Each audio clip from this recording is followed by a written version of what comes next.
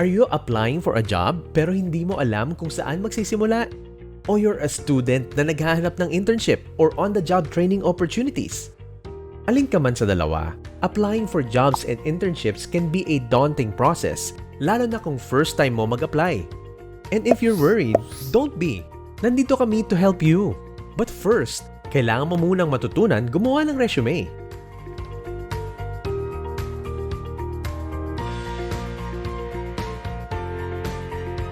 People would normally think that a resume is just a mere piece of paper with their information written on it, okay?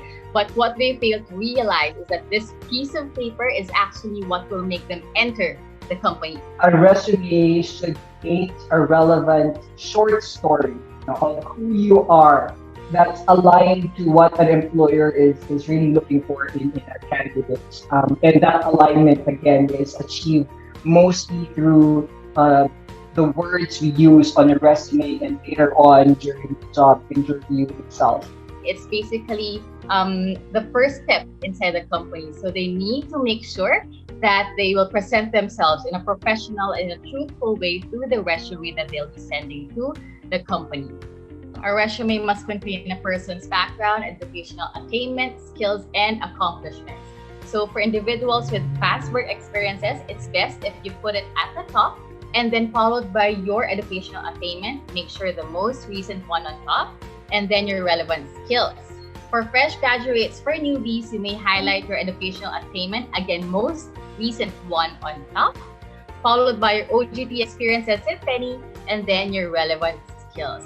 Front load three clear bullets at the top. What are the relevant experiences that I've had for this particular role?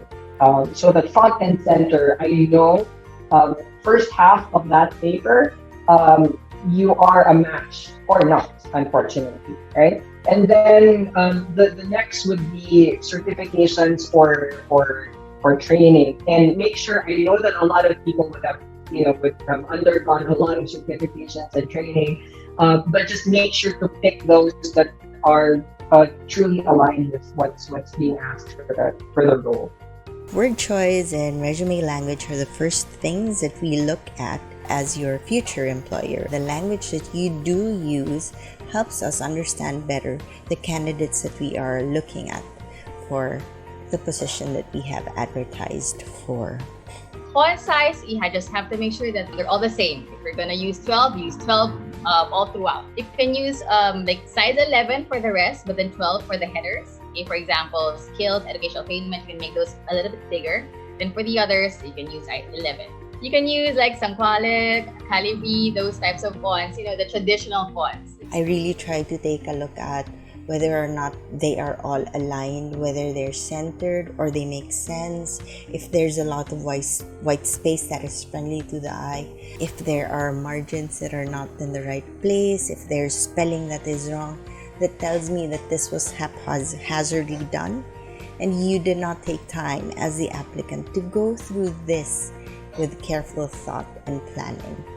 If you're applying for a creative position, it does help if you show your creativity through your resume as well.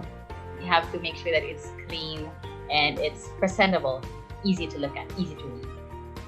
They should make sure that they present themselves, that they're employable or that they are right for the job. They should have a clear objective. So their objective should be tailor-fit to the needs of the company. Their educational background should fit the job that they're applying for. So if you've heard of the term job fit, then basically this is it.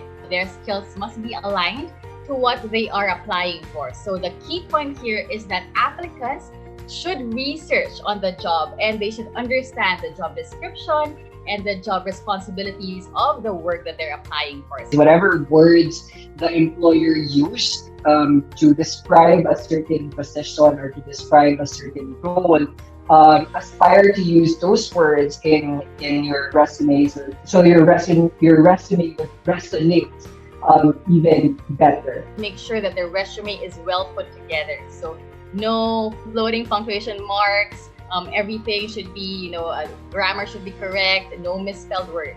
Okay, because if the resume is well put, then this will show us recruiters that number one, they have an eye for detail, and number two, they're really serious to get this job.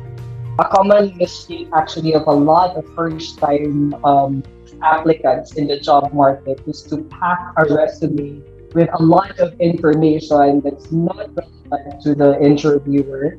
And the interviewer would just end up not reading the resume.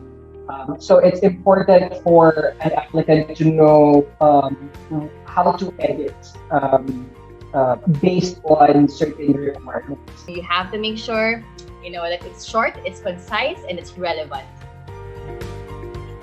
Ready ka na ba magsulat ng iyong resume? We hope these tips can help you get started.